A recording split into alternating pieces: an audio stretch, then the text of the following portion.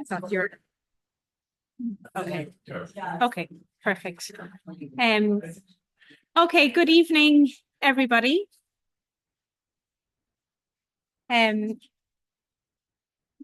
Great, thank you so much for joining this evening. My name is Carol Balfe and I'm the CEO with ActionAid Ireland, and it gives me great pleasure to welcome you all here this evening for our event and our panel discussion. I just really want to firstly thank our supporters who've come along. ActionAid Ireland could not do the work that it does without the really valuable help of our supporters, so it's really gratefully received. And it's wonderful to see other organisations here, partners that we work with, and Irish Aid, our funder as well. So this evening, we're going to have a bit of a mixed format. We have a really interesting panel discussion, and Sorcha Pollock, who is a journalist from the Irish Times, is going to chair that discussion, and she will introduce the speakers.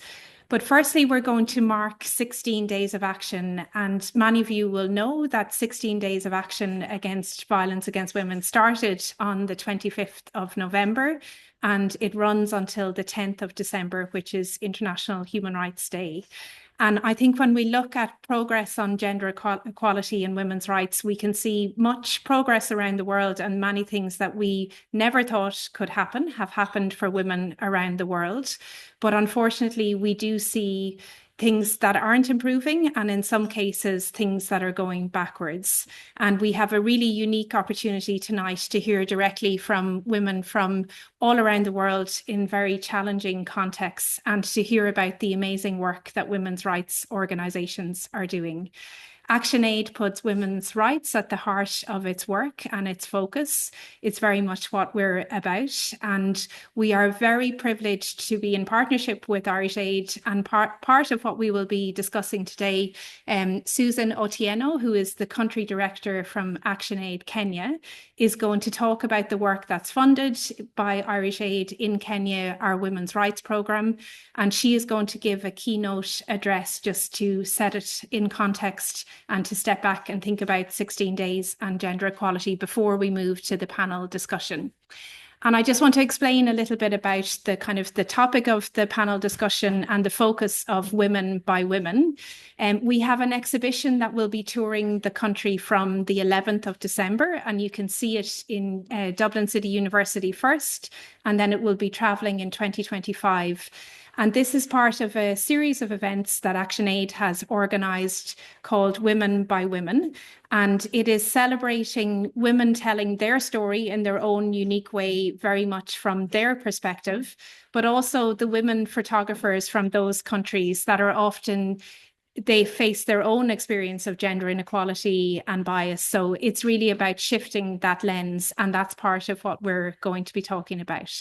So now I'm going to welcome Susan to turn on her camera, and Susan is going to talk about ActionAid's wider work in Kenya.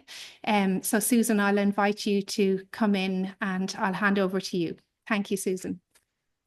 Yeah, good evening to you all. Greetings. It's actually 9 o'clock, around 9 here back at home. And I'm glad to be here speaking to you, not just from Nairobi, where I reside, but from one of the areas where we've been having our work with women and women organizations as ActionAid. And this area is similar to one of the areas that we are currently working in partnership with ActionAid Ireland through the Irish Aid funded program, but also through our supporters who support the regular giving work that we do. While we are marking 16 days of activism globally, and looking at the reason that we want to challenge the barriers, the challenges, the negative impact of the global crises that do occur and have continually impacted on women, it's important to note that we cannot speak away from the women themselves. And so being in Kenya and having worked with the women in Kenya for over over 20 years. I'm actually clocking 20 years in April next year. So I always just round it off to 20. I've witnessed firsthand the women and the impact of some of the global crises. In the last 3-4 years, working with the women, I've witnessed the impact of climate change on women. In this area, for instance, where I'm visiting this week, called Baringo, if you Google, you'll find that they had a lake that first it burst its banks, and after bursting the banks, while the waters were receding, the waters remained on the land. And this is a community that is majorly pastoralist. But as ActionAid, we worked with them to see that they are able to change their lives from pastoralism to alternative livelihoods that are resilient to climate change. But in the last Horn of Africa drought, we saw them lose everything, and communities that had built their independence in terms of food security, again went back into communities that depended on humanitarian aid. We also saw in the many communities where we work that with time, as the global crisis, the climate change continued to bite in form of extensive drought seasons. These communities, being pastoralist community, they value their animals. And when they lose their animals in a drought season, we witnessed the communities moving from the cultural practices that we had worked with them to fight and to push back. Some of you may know the female genital mutilation, violence against women that persisted in these communities, child marriages. We had pushed back and the incidences had reduced. But with the persistent drought, we saw the community looking at their girls again as a source of wealth. They married off the girls at an age of 13, 14 years. But of course, before marrying them off, they had to go through the practice of female genital mutilation, because it's a practice that ushers you into what they term as adulthood. And so with the persistent drought again, the communities again faced conflicts. And these conflicts were majorly because of fighting for pasture, water that the animals needed. But also, we also experienced conflict where the communities, the warring communities, felt that they needed to restock after losing everything. And so conflict persisted. And when conflict persists in a community, a pastoralist community, what normally happens is the men will come, they take away the animals, and so the affected community would then strategize to go and retrieve or even take more than what was stolen. And as they go to the homes. Remember, when the communities get to steal animals from one community, then they don't go back home directly. But remember who are left at home: the women, the children, the sick. And so when these other communities retaliating, we saw women face sexual abuse, women were abducted, young girls were also abducted to be married off, they were held as hostages. And so the impact continues to take us back to where we had moved the community from. We saw ourselves losing a lot more, and that was because of the extensive drought. It's not that we don't get drought seasons, we get them, but this time we went up to near 5 failed seasons, and that was nearly 3 years. In Kenya, also one of the global crises that we've seen, and especially the war in Ukraine, has also led to increased cost of living. Africa depends on grain from Ukraine, and so, and other products that we rely on. I think being in Europe, you are even closer to Ukraine, and you know some of the products that we relied on, and we continue relying on from Ukraine, from Russia. And equally, the cost of living also went up because majority of the countries that decided to intervene in the conflict to bring it to an end, then also diverted funding that would have otherwise come back to the country, come to countries like Kenya as grants, as aid. But this funding were now redirected to the Ukrainian-Russia war. And so what we've seen is an increased cost of living. But unfortunately, when there's increased cost of living, and we have communities and families where the women would probably remain at home while the husbands go looking for money. When they came back home and the women are hereby asking for money for food and there's no money for food, we saw increased domestic violence. We've seen and witnessed increased femicide, and especially from intimate partners, where male, and especially attack on women, I would say so, because they had disagreements, or probably a relationship is not working, or it's becoming expensive to maintain any relationship that people are in. And so we've seen a spike on femicide. And this has really impacted women and girls in Kenya. And so with conflict, with the drought, with the high cost of living, what we've seen is that communities start moving from the rural homes to the urban settlement.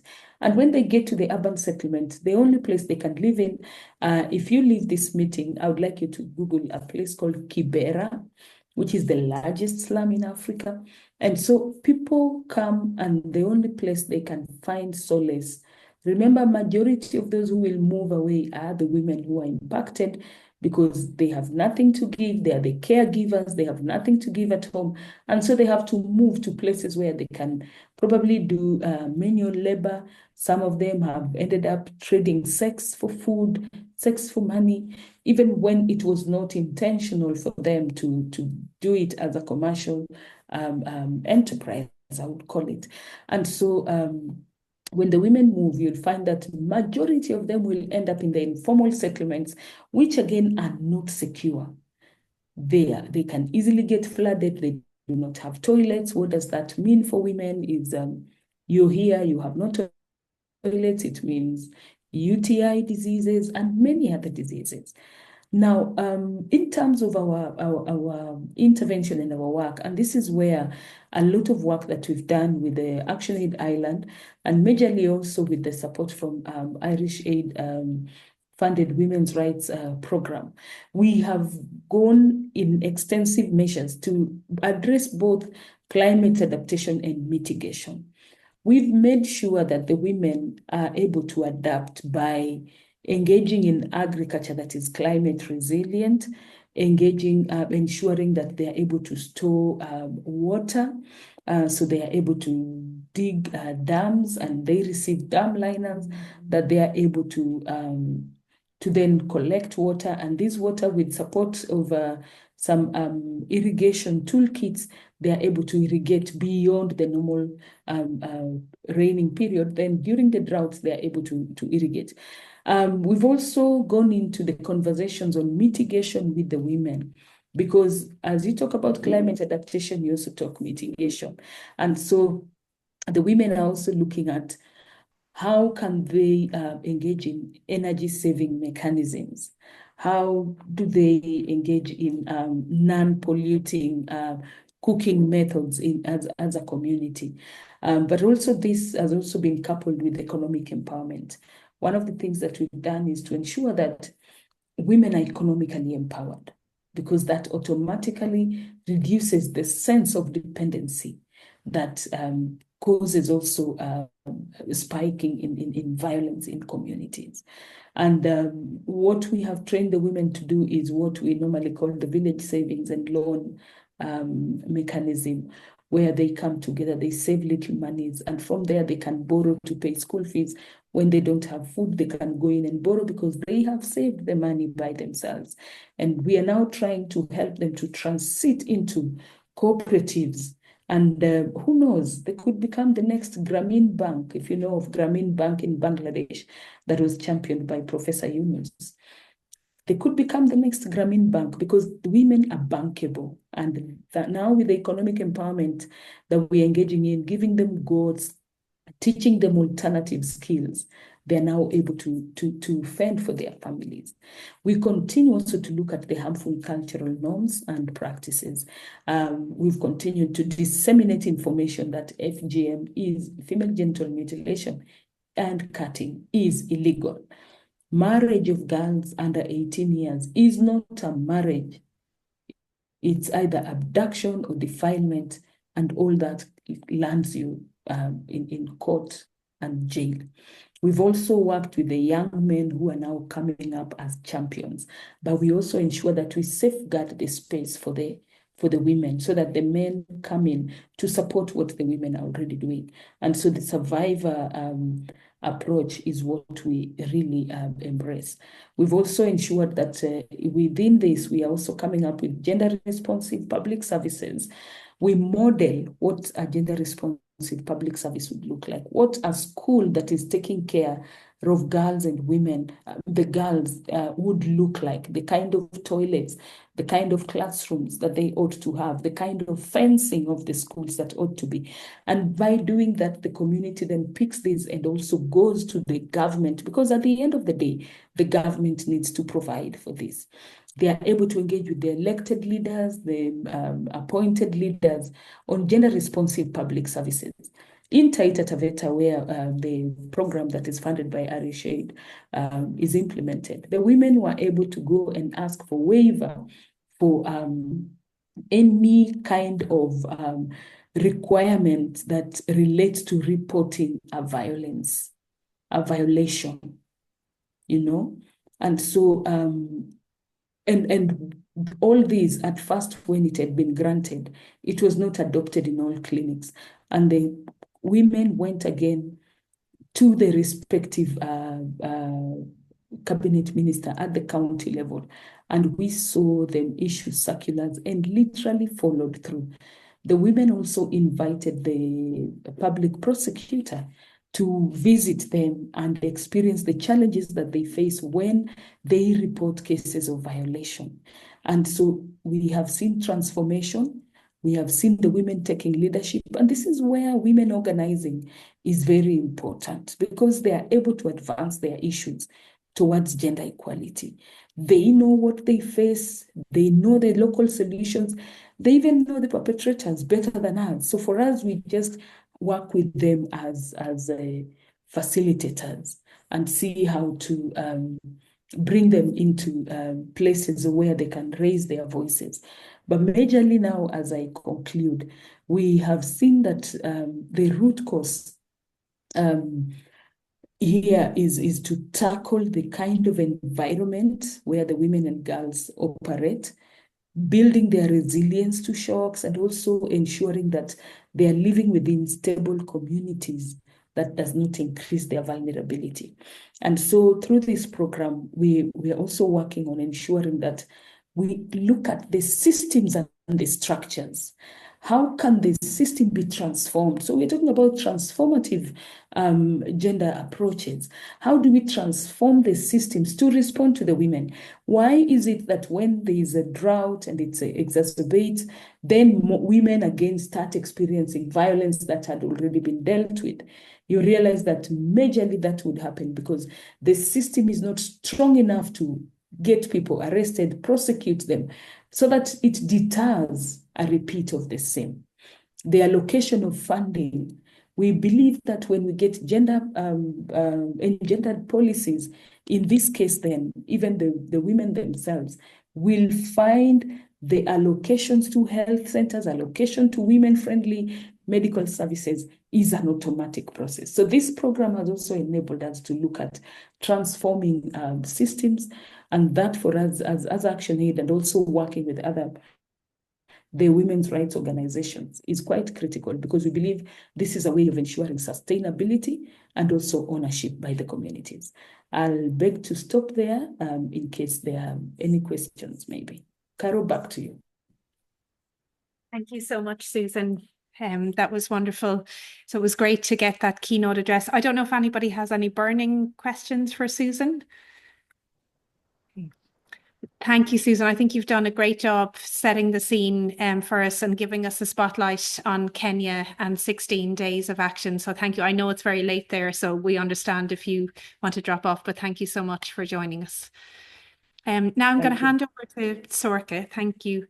Our Women by Women exhibition this year is focusing on displacement globally and the impact on women's rights, women's organisations, and the experience for women who experience displacement, refugee, asylum seekers, and internally displaced women. So Sorka, I'll hand over to you for the panel discussion. Thanks very much.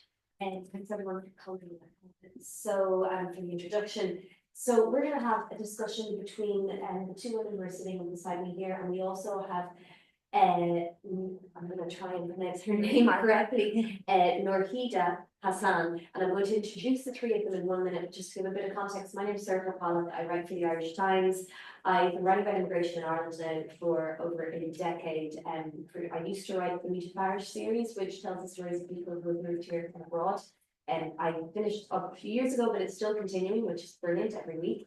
And when I started writing about immigration, it was not considered one of the major issues in this country. And we all know from the recent, when we jump back to the local elections, it was a massive issue around the local elections. It wasn't such a big issue around the general elections, surprisingly. Only 6% of people cited it as one of the major issues in their mind when they were voting. But it's not going anywhere. People are talking about it a lot, and I'll be very interested to see whoever the next government is, what their approach is to it, as I'm sure everyone in this room will be. But I think it's important this discussion ties in a lot to misunderstandings and disinformation around, in the case of tonight, women who are asylum seekers and women who are refugees. And I think we've got three very interesting women who are going to add to that conversation. And I also want to talk quite a bit about stereotypes, our assumptions of what a woman refugee or a woman asylum seeker is, and to debunk some of those assumptions. And how this all obviously ties into the wider issue of displacement, which is connected to the exhibition. So I'm going to give a brief introduction to our three speakers, and then I'm going to ask them a few questions, and then we will open to the floor. So I'm going to start with Norhida Hassan. She is the Partnership and Community Lead from New Women Connectors. Over the last 10 years, Norhida has worked in non-profit organisations leading projects around gender equality, migration and sustainable development across Europe, Southeast Asia, the Middle East and Africa. Through her work in programme design, policy advocacy and fundraising, she addresses critical issues such as the participation of migrant women, economic empowerment, gender-based violence, and resourcing for migrant-led movements and diaspora engagement. She's also a lecturer and has an expertise in social sciences, teaching long-distance courses in sociology, gender, and feminism. Right beside me here to my left is Owodunni Ola Mustafa. Ola is a writer and aspiring poet. She's an advocate for the rights of people seeking international protection here in Ireland and other marginalised groups. She's a mother of three, and she left her own country wanting to give her children a safe and healthy space to grow up in. She took part in the Immigrant Council's Migrants Electoral Empowerment Programme, which is very current, obviously, in light of the general election that just happened. It's a training course for politically interested migrants to learn the fundamentals of campaigning in Irish politics. And I've met a lot of people who've gone through their training. They do incredible work, it should be said. Ola founded the Ballyhonus Inclusion Project, which supports a support group for asylum seekers and refugees. And she's also received a Christine Buckley Volunteer of the Year Award. She's a graduate of political science and is currently studying for her second degree in business, enterprise and community development, and finishing up her master's in gender, globalization and human rights at NUIG. And she also works as a care worker. And she'd really like to get involved in politics. I don't really get time to do it. I just added that. I take those degrees now. I'm taking it. And we're very, very happy to have Soraya and Sally here, who would agree to join our panel at the last minute. And it's a real honor to have you here because you bring a very important perspective from Afghan women. And Soraya came to Ireland 4 years ago, and she is currently a PhD candidate at Trinity College Dublin and focusing on hate speech. She has a bachelor's degree in business management at the American University of Afghanistan and a master's in international relations from the Central European University. And Soraya is passionate about promoting diversity and inclusion. For her MA thesis, she focused on the mechanisms of inclusion in educational systems. She's also volunteered for Solace for Children, the American Councils, and she co-founded Humans of Kabul in 2013, specifically to tell the stories of Afghan people. So you're probably the right person to have a conversation about impact on women's lives. She's also the recipient of the US Embassy Scholarship and Open Society Leadership Award. So safe to say we've got three very impressive women on our panel this evening. And I'm going to start with Nurhida. Can you hear me okay? You can, there's a nod. Okay, great. I want to talk, it's a very broad conversation to ask what are the challenges faced by women when they are displaced globally. But I'd like just if you could specifically, when through your work and through your research, if a woman is displaced, what is unique to her situation when she is forced from her home? Yes, thank you. Thank you so much for that introduction, and good evening, everyone. Many thanks to ActionAid Ireland for inviting New Women Connectors to this event. Yes, I'm Noor Hidayah Hassan, the Partnership and Community Lead for New Women Connectors, and I'm really happy to be here amongst a really great lineup of speakers. So to answer your question, Sorka, and to kind of set the stage, we know that every year millions of people are forced to leave their homes due to conflict, violence, human rights violations, persecutions, disasters, and also the impact of climate change. And the number of forcibly displaced persons reached unprecedented heights in 2024. Calling for increased humanitarian assistance. As of May this year, the number of forcibly displaced people in the world has reached a staggering 120 million. And these are official data from UNHCR, which is a UN refugee agency. Now to your question with regards to women and girls. Women and girls make up around 50% of any refugee, internally displaced, or stateless population.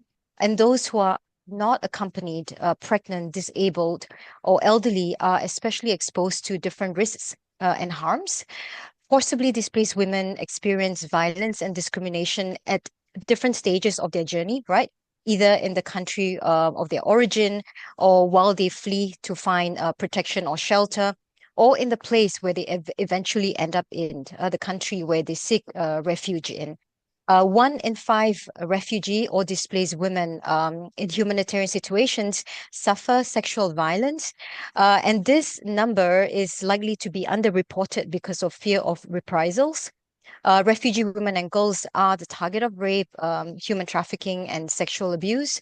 And refugees already struggle with lots of, the trauma of fleeing war, fleeing persecution, gender-based violence, and they often, experience lots of emotional and psychological challenges as well.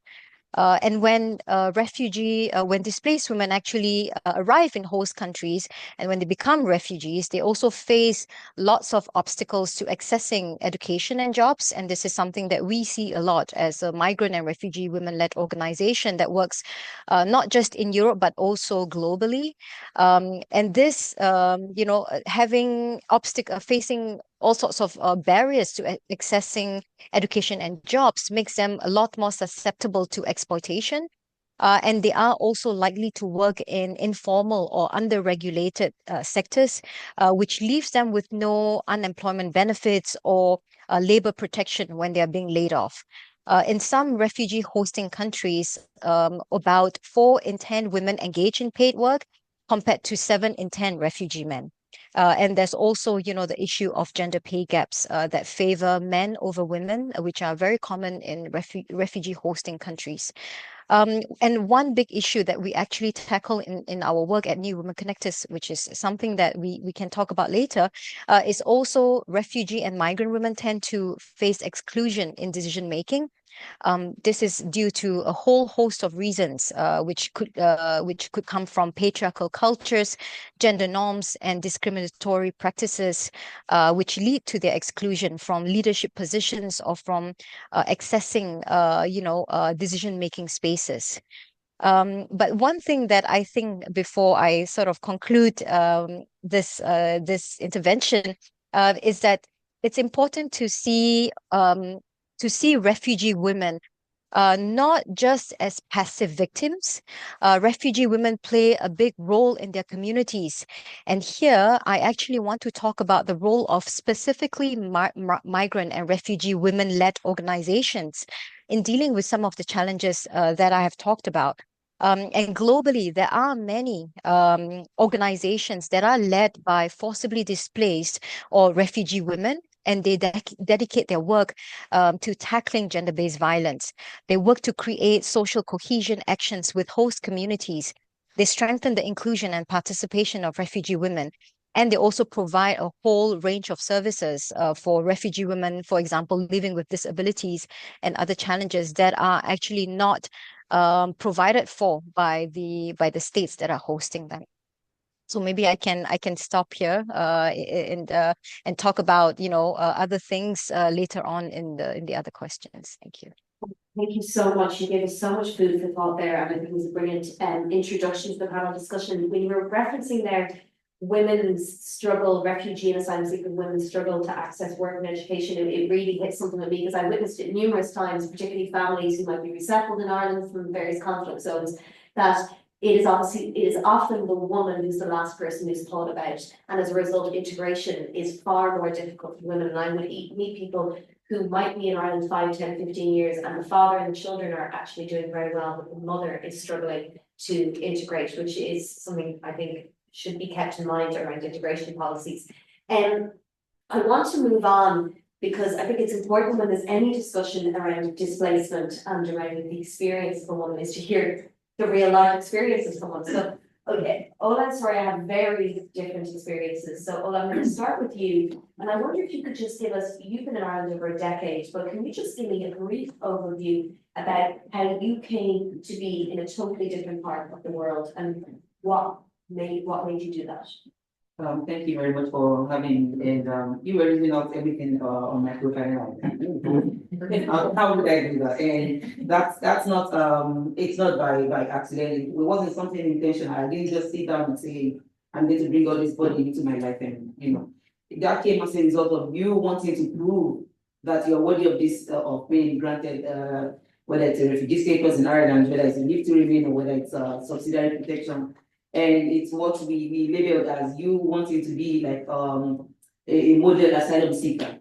And when you put your face out there, people see you as, oh, you're too articulate to be displaced, or you're too articulate to have come into this country seeking protection.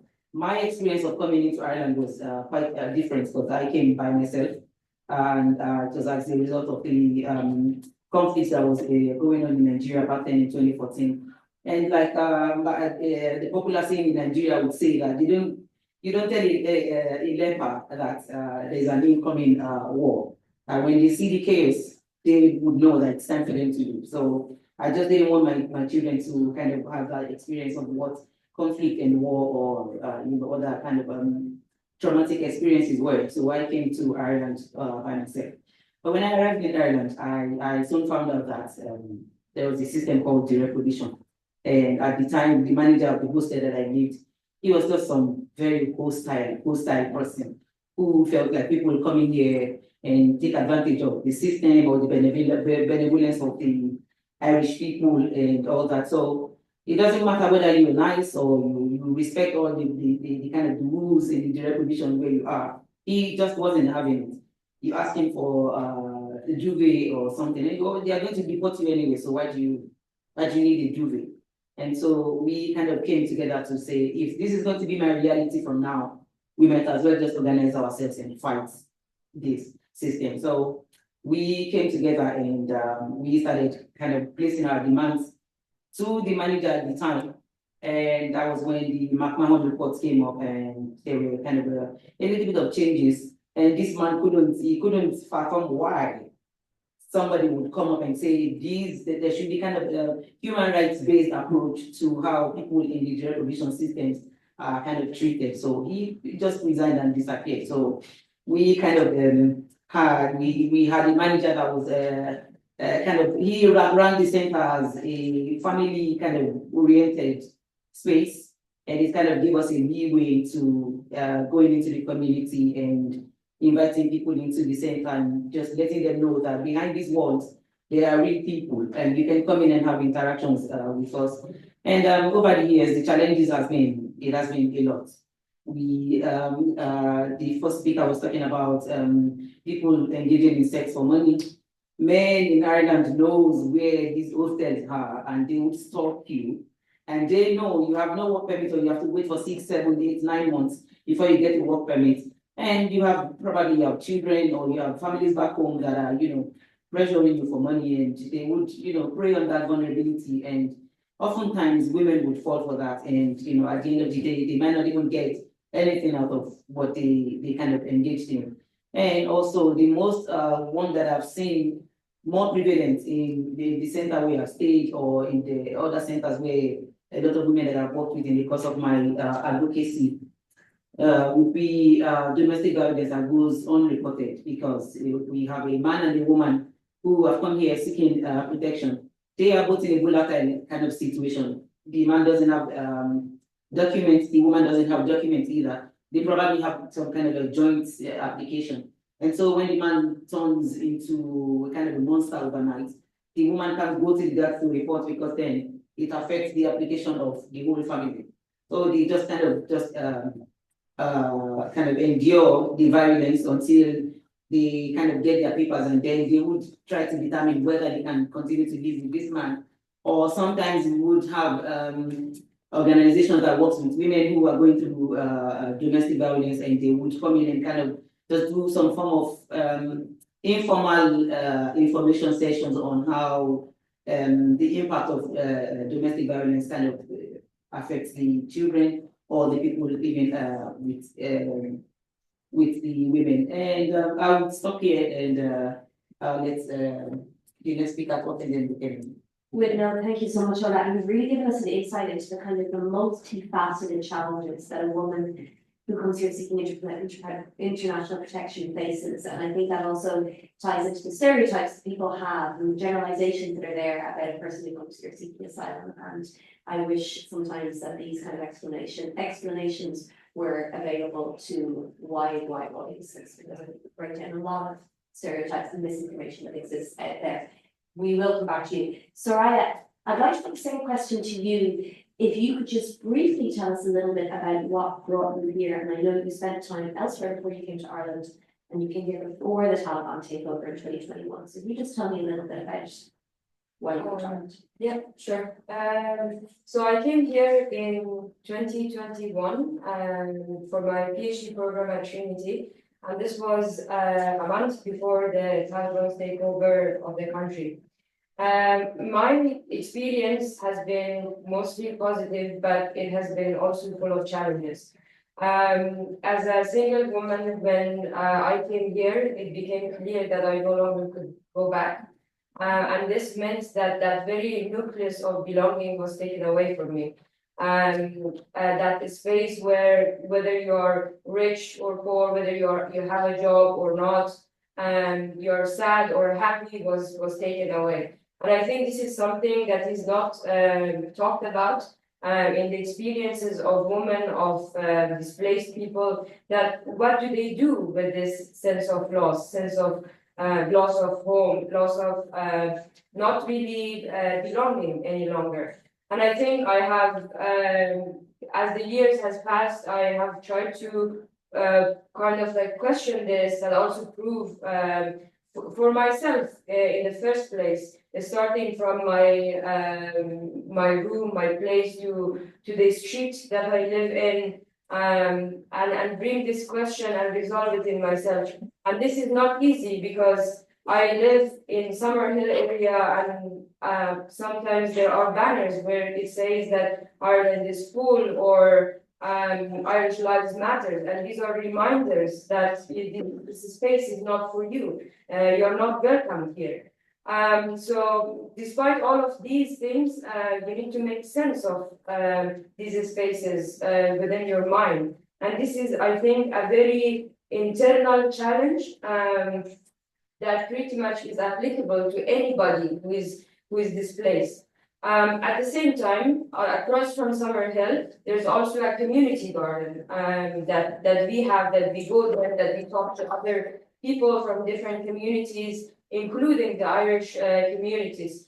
To kind of focus on these two dynamics is a challenge itself.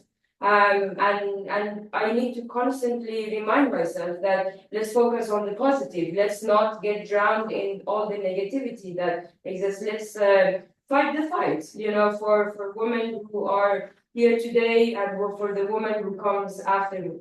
So this is just a nitpick into these experiences. I'm not sure how much I talked, but that was That's brilliant. And I actually, sorry, I have so much I want to come back to you about on that, but Norwegia can only stay with us, I think, a short time longer. So I just want to put one more question to you, Norwegia. You've been sitting there listening to the experiences of two women who came to Ireland from very different countries. We often hear about the so-called refugee crisis in this context in Europe, but what can be done to create a more nuanced understanding of women going through that life-changing experience from organizations like yourselves? I mean, it's a huge question, it's a huge task, but I guess at your level, what can you do? Yes, thank you for this question. And indeed, the term refugee crisis, right, in quotation marks, gained significant traction in 2015 with reference to the increased number of people coming in from war-torn countries like Syria, but also other countries like Iraq, right? And this term refugee crisis itself is extremely problematic because it frames the situation as a sudden, overwhelming emergency rather than something that is more complex. And an ongoing humanitarian crisis or challenge with long-term implications. So it evokes feelings of fear, panic, and this sense of being out of control. And this language itself, this term refugee crisis, it contributes to the dehumanization of people on the move, portraying them as a homogeneous mass rather than individuals with unique stories, with skills, with aspirations. It really reinforces negative stereotypes and fuels xenophobic sentiments. If we're talking about what are we not hearing about, right? There are many things that we don't hear about, and I don't necessarily want to go into the so-called success stories or talk about positive contributions of refugees to host countries, because there is a very strong tendency to either portray refugees as victims, or being a burden, or how they bring advantages to the economy, right? Sure, these are all true to a certain extent, but it's too simplistic. Refugees, especially refugee women, should not be just viewed as beneficiaries of aid or provision or services, but we should be regarded as people with rights, people with agency. So it's not necessarily about what we should be hearing more about, but rather who we should hear more from.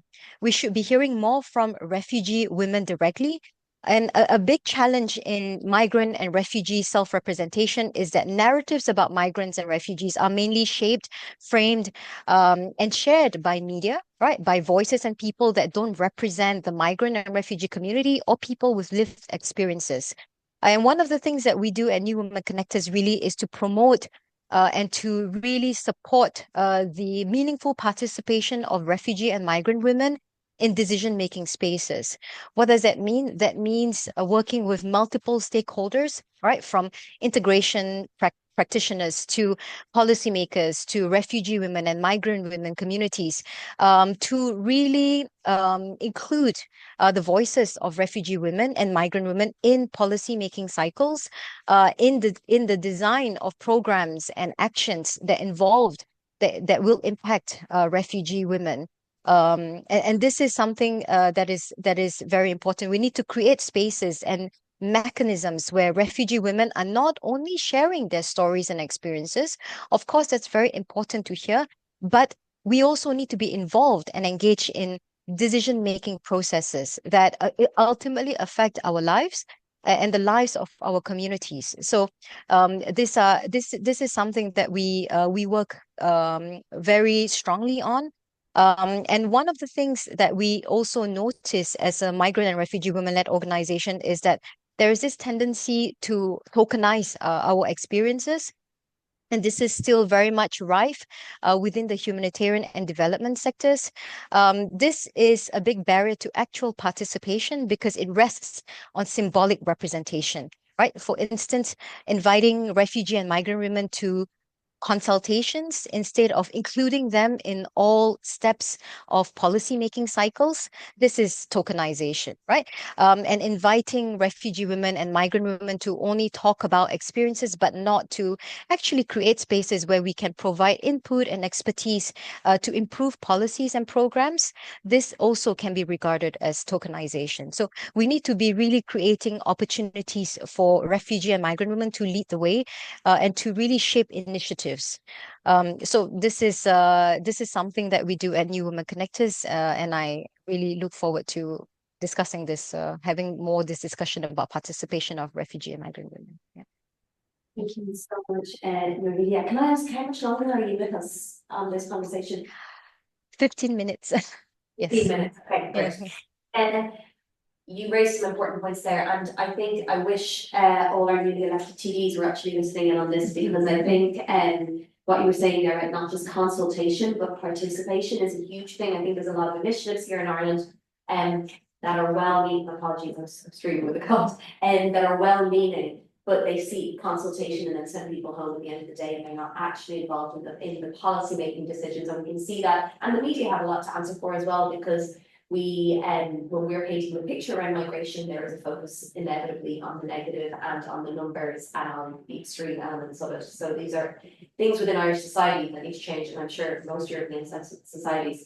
You were talking about language and the dehumanizing of people through certain types of language, and I want to jump, Soraya, to you, because most people in the world now know what's going on with women in Afghanistan, and there is a perception of what it's like to be a woman in Afghanistan right now, and certain types of language I think would be used to describe the horrendous situation that they are in. But for you, as an Afghan woman, with I'm sure people, loved ones who are still in the country, how do you feel about what's happening in your home country?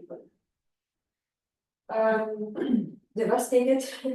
I mean, there is no correct word to explain the situation in Afghanistan. Just by looking at the internally displaced people, is that there's around 3.2 million people displaced internally, of which 49% are women. That's almost half of the internally displaced people. And globally also, more than half of the population, which is 10 million of that is women. Half of 10 million are women. And it is, of course, again, this is like, I don't even know how to put the situation there, because they don't have any access to education, health services, and especially if you're internally displaced, these situations are deteriorated even more. And the chances of sexual abuse and harassment are much higher for you as a woman within the country. And these displacements, of course, happen because of natural disasters on a huge percentage, but also because of the socio-political landscape of Afghanistan in general. But the most important point, in here, but then talking about Afghan women and displaced women, is that Afghan women's bodies are being used as a point of legitimization for the Taliban and for the people who are running the government with the Taliban. Their operation means that it's working, their power practice is working, their sense of authority is working. And this has been the case that has worsened, of course, for the last few years. But throughout the history of Afghanistan, women's bodies have been used and instrumentalized in these political processes. So that's like a rough image of what has been going on. But what I perceive Afghan women for myself I actually don't see them as victims. I see them as warriors who have been fighting for such a long time, and they still do, whether they're inside Afghanistan or whether or outside, displaced or not. The fight for them has never ended. You know, when we talk about displaced Afghan women, this is an intergenerational situation for them. It means that if you're displaced, your father has been displaced, and probably your grandfather at some point has also been displaced. So it has been going on for decades and decades, and the pain of it, the trauma of it is. It will take even much longer to even talk about it, to even understand it and digest this trauma. So that's what I have to say at the moment. You mentioned the pain and the trauma of displacement, and we know from in Ireland hearing the news about the increase of numbers, and I don't reduce this to figures, but the increase of numbers of people coming here seeking asylum, and a lot of them are children. And these are children who are going to grow up with that trauma deeply embedded in who they are, but also they come here, a lot of them with their mothers. And I sometimes feel, Ola, that women's stories get lost in this country when we talk about the immigrant experience. There's so much focus on men at the moment, and to the detriment of the men, that they are portrayed in a very negative light, but also that we forget there's women at all, really. And true to that, and if you want to see how true that is, you see that most of the success stories that we hear about people coming in here to seek international protection are mostly women who want to kind of model the kind of life that they want their children to emulate and take after in the future. So I didn't go into further education just because I wanted to kind of educate myself more. I wanted my children to see that whether or not you left your home country, they were very small when I came. My first child was 5 and 3, and the last one was 9 months. And so I kind of used myself as a kind of a stepping stone or kind of a mentor to guide my kids on the path where I want them to go. And I'm not just the only one that is doing that. And in the midst of that, you have other people who kind of build a community within the reproduction centers where other women can thrive. I remember when I started going into education courses, I did a FITAC level 5 course in childcare. And we had to come together as women in my center to say, this year, this group would go and do this course, and the ones who are not doing the course would mind the kids for these women. And the following year, we that did the course would kind of mind. But on the long run, the person that was minding my child couldn't continue minding my child further. We unfortunately found out that he is neurodivergent, and the support that he needed became more complex than what the woman could handle. So I had to drop out of the course. And then the following year, I had to go back again, and I had to look for somebody to continue minding my child while I do that. All these kind of falls on the women that surrounded me, not necessarily because we didn't have men around, but they just didn't understand why the onus should fall on them to kind of take care. Even those who are there with their wives didn't see it as, it's not my duty to mind the children. Why do you go and further your education? Why do you want to go to school when you should sit at home and mind the kids? And that is not, it's not limited to the centers alone. There are times that you would approach NGOs for support, and they would be willing to help you, but because of their lack of funding or their funding isn't designed to go towards your needs, they are unable to help, and then you're stranded. And that's the implication of that is that you have to kind of look for your support wherever you want to look for it, or you source for information within your own community, which oftentimes doesn't kind of correlate to what you're looking for. And also we've had children who had to serve as interpreters to their moms. I personally have seen women who don't speak English, and they've had to go to their doctor's appointments with their kids, who in turn had to listen to the complex medical issues that their moms have. That's a very traumatic experience for any child. And the list goes on and on and on. Or I think what should be done in that case is the Irish government would kind of apply a knee-jerk reaction to issues when it brings issues like this up. They would kind of commission NGOs to kind of look into what could be done. And once that one-time event is done, or one-time kind of intervention is kind of commissioned, you find out that there's no continuity. There's nothing. It's gone down the line. Oh, we don't have funding, so we no longer do this. And it's just it kind of impacts those who have benefited from that exercise, and then there's no kind of success story. It's a continuous cycle. It's not the integration. And if funding doesn't go to the fundamental baseline of the issue, it's an ongoing issue. It's going to continue. And I'm going to open the floor a little bit early to Q&A, and then we might come back, just because I'm conscious if anyone has a question for Nvidia, now is your chance. And she raised a lot of very interesting points. So, and then if anyone wants to go straight with Ola, sorry, as well, go ahead. So, yeah. Does anyone have any burning questions? Do we want to pass the mic, or are there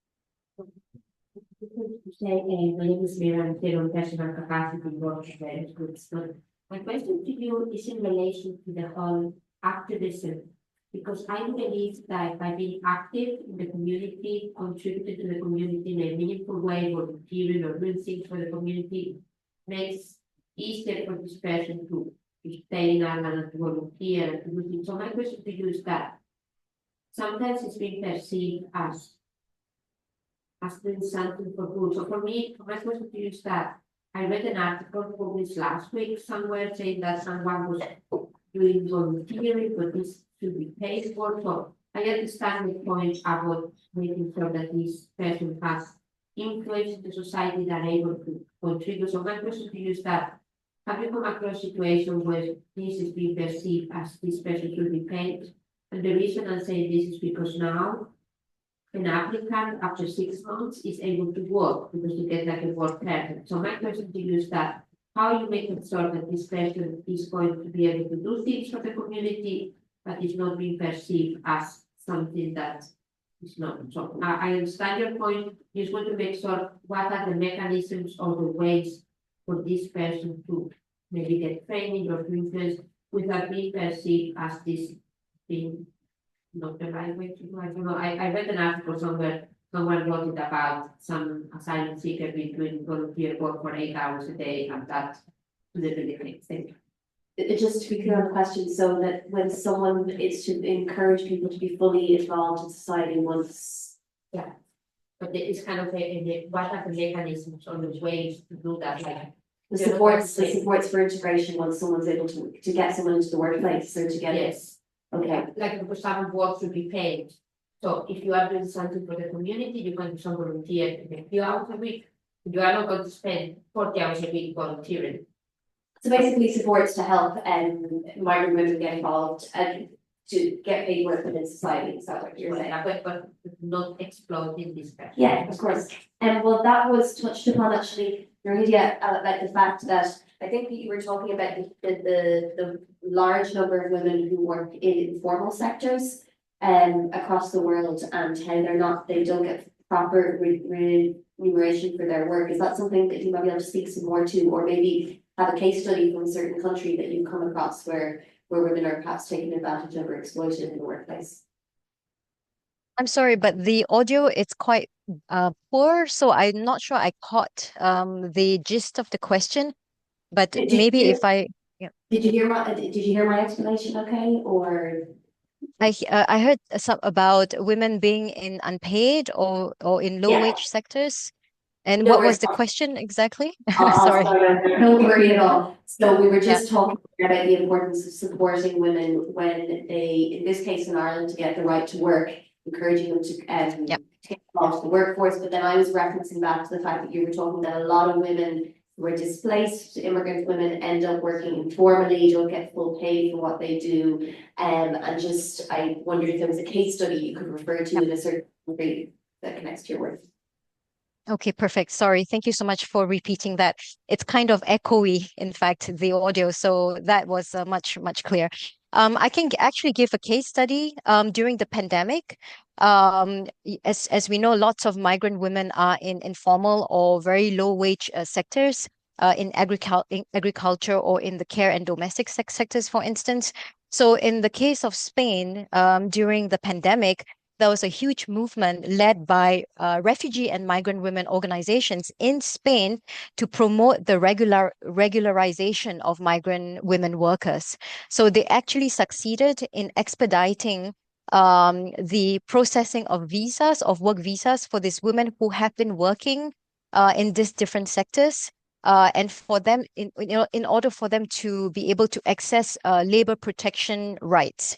So there is an example in the case of Spain, and not necessarily an initiative by the Spanish government, but it was through the advocacy and activism of migrant women-led organizations in Spain that have pushed for more provisions and more protection schemes for migrant women who are working in these sectors. So during the pandemic, this was a movement that was really strong and very visible that I can actually cite. In my previous role, I was also working for another feminist network where we also support migrant and refugee women across Europe.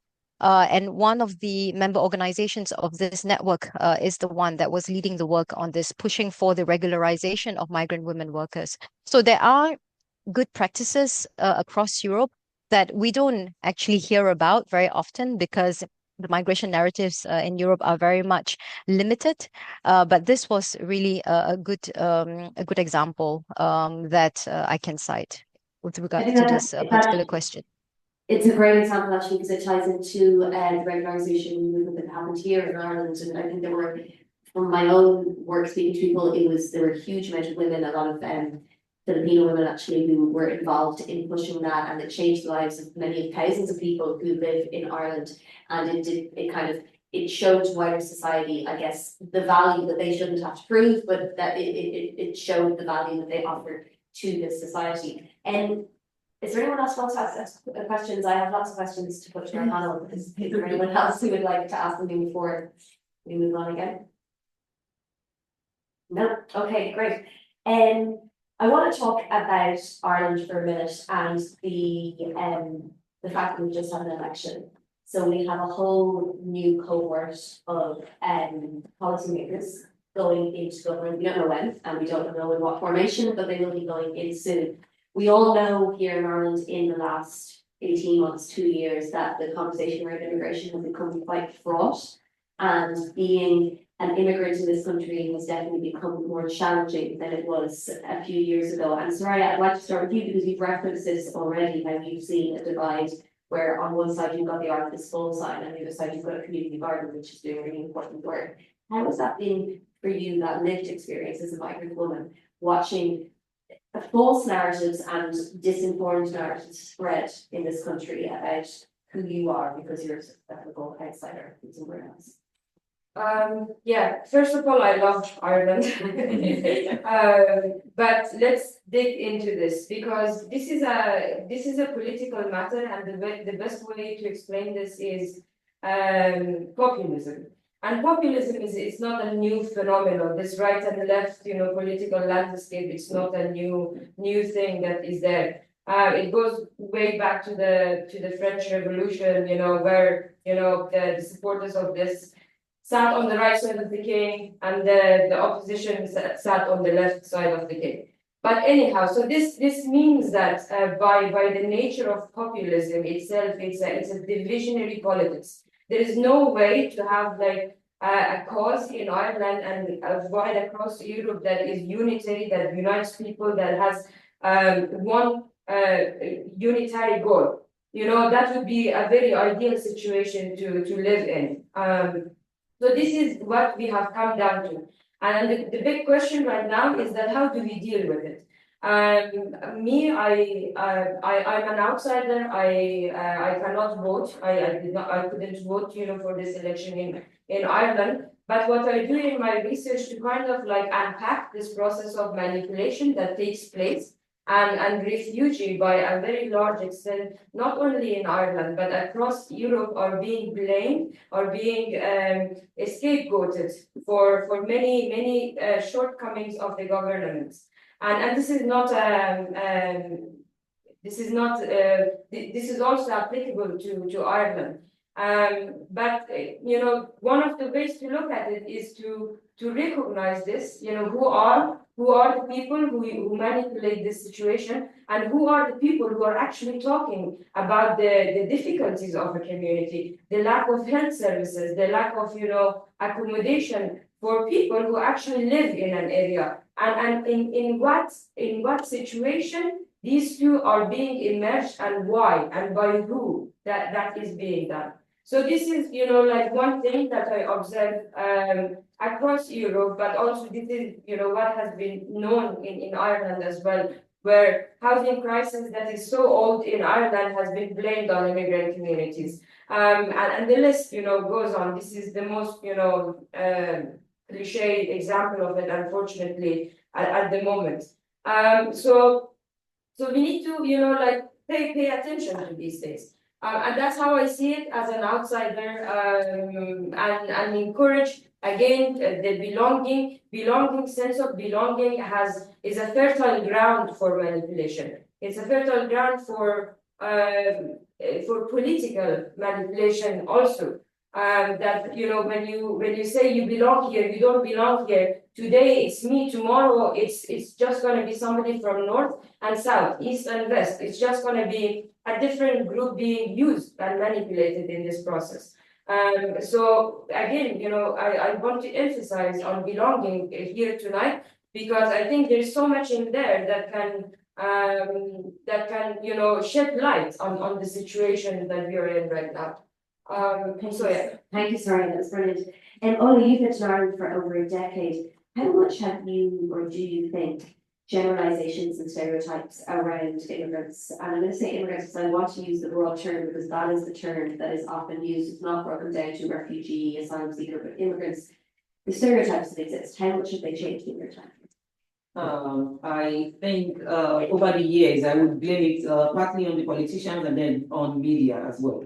We've seen how much the Ireland is full kind of advocates have pushed their agenda over the years. And we've seen how politicians kind of bought into that narrative, and whether or not they are not racist, whether or not they don't buy into that ideology, they pander to. They wouldn't use that word outrightly, but when they come out to talk to you, you would have that sense of, yeah, I've heard that before, or you're kind of just using another adjective to kind of qualify it, so I know exactly where that is going to. And I think what should be done is kind of giving people a kind of a healthy kind of environment where we can all experience each other's humanity. In the place where I stayed in Ballymoney, that's where I stayed all throughout since I arrived in Ireland. I just moved from May this year. And what we did in our community was to invite people from the community into the center. And you would see people who would say, oh, I was born in Ballymoney, but I've never been up the hill before. And we kind of just the easiest way for us to have human interaction is through socialization.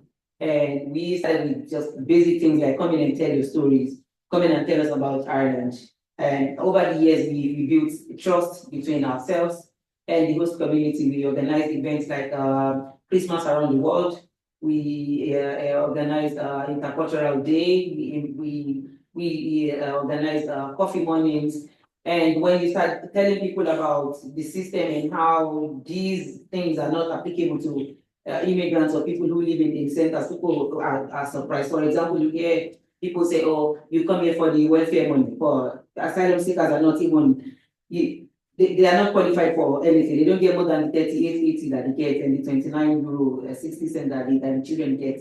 And all other kids in Ireland will be getting double child payments, child benefit payment tomorrow. Asylum seekers are not entitled to that. And regardless of how much you explain that to somebody looking inwards from outside. It doesn't just make any sense to them. So they're not getting any monetary benefit from coming to Ireland. So why are you coming here? And it opens another kind of a discussion entirely. And I'm glad that people are kind of learning more about the importance of immigrants in Ireland and how immigration has benefited Ireland more than create kind of a danger or created job loss or housing crisis or whatever it is that is wrong with the society as we know it now. One thing I want to talk about again is when I came in 2014, the people that were in the system when I came in, majority of them were on deportation orders. And that was the first time that Ireland did amnesty kind of program for people who have been in the system for more than 5 years.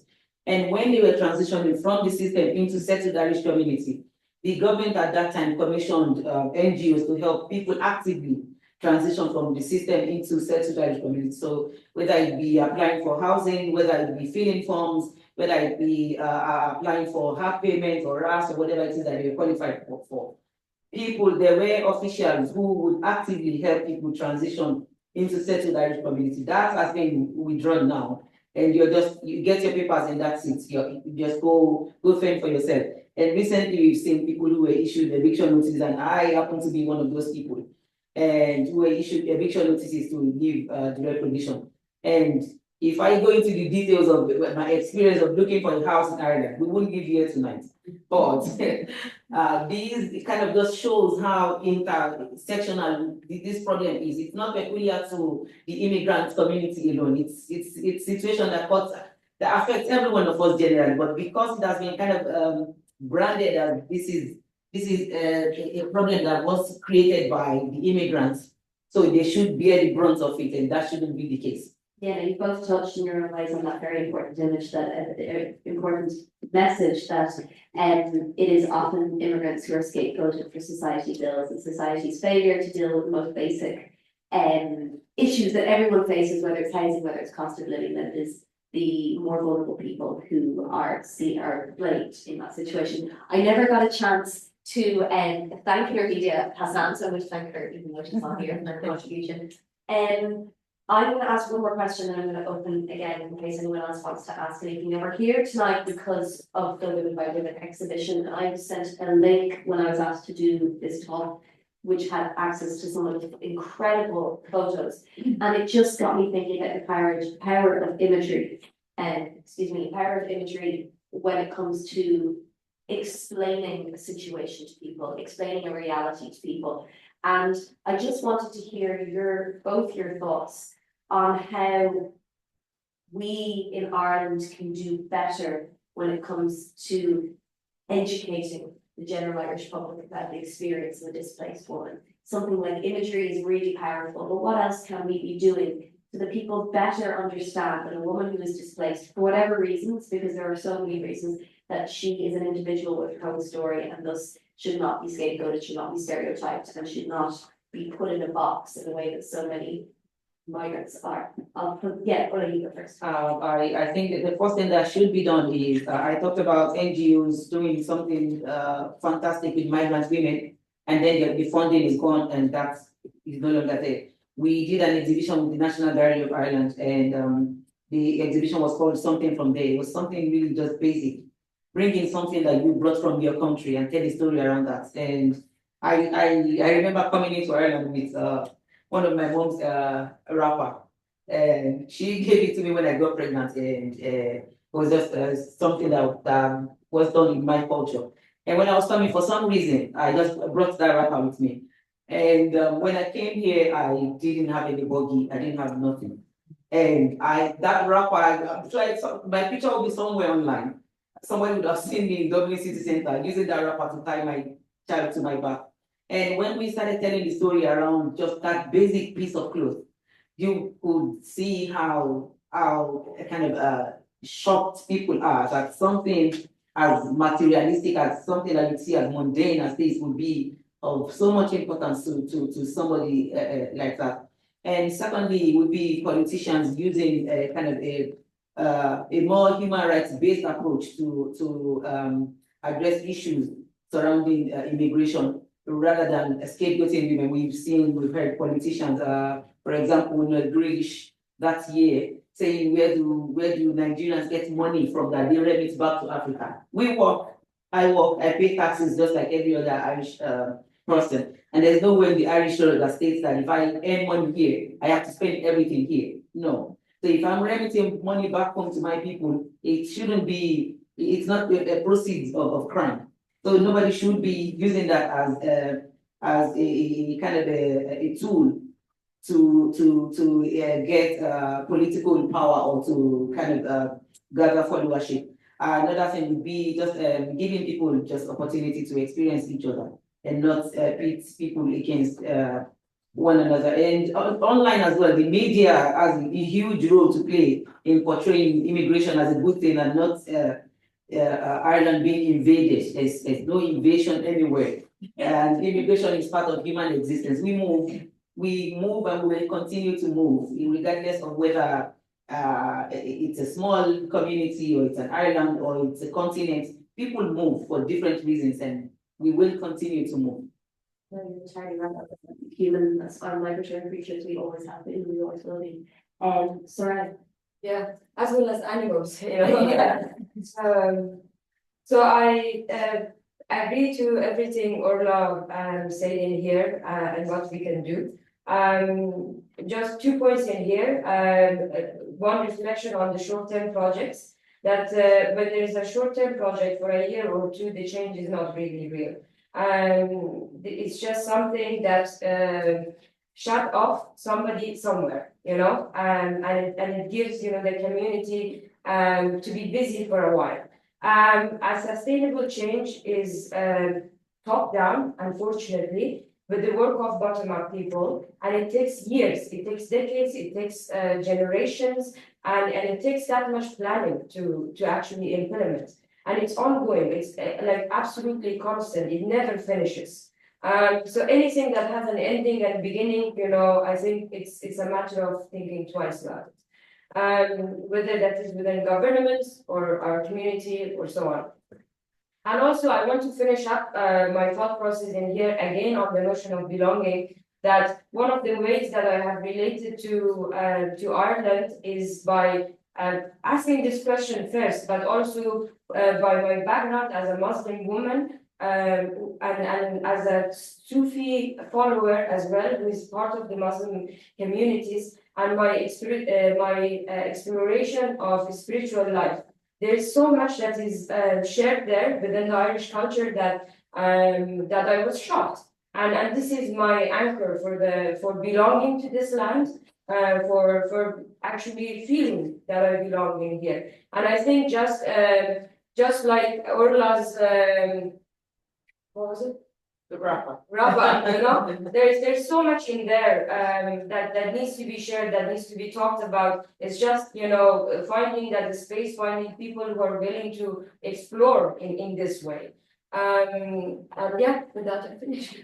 Thanks, Soraya. I'm conscious, I'm looking around this room today, and I find myself in this situation sometimes when I'm doing these talks when I'm only looking at women. I can count 2 men in the audience. And it's a real pity. I urge and encourage you all to go home or tomorrow go to your friends and pass on the piece of information that you've learned here today to a man in your life, because women are very active in this space, and it's a pity we don't see more about men and the 2 men who are here. But it's something I'm always conscious of around these kind of debates. We are talking about women's issues, but women's issues affect everyone. So to just assume that women will sort out women's issues is not how it works. Carol, I want to pass over to you, because is there anything else you'd like to add before we go on to looking at the photos and then? No, I mean, I'll say a few words at the end, but we're going to look at the photos in the exhibition. And there's the story to go with it.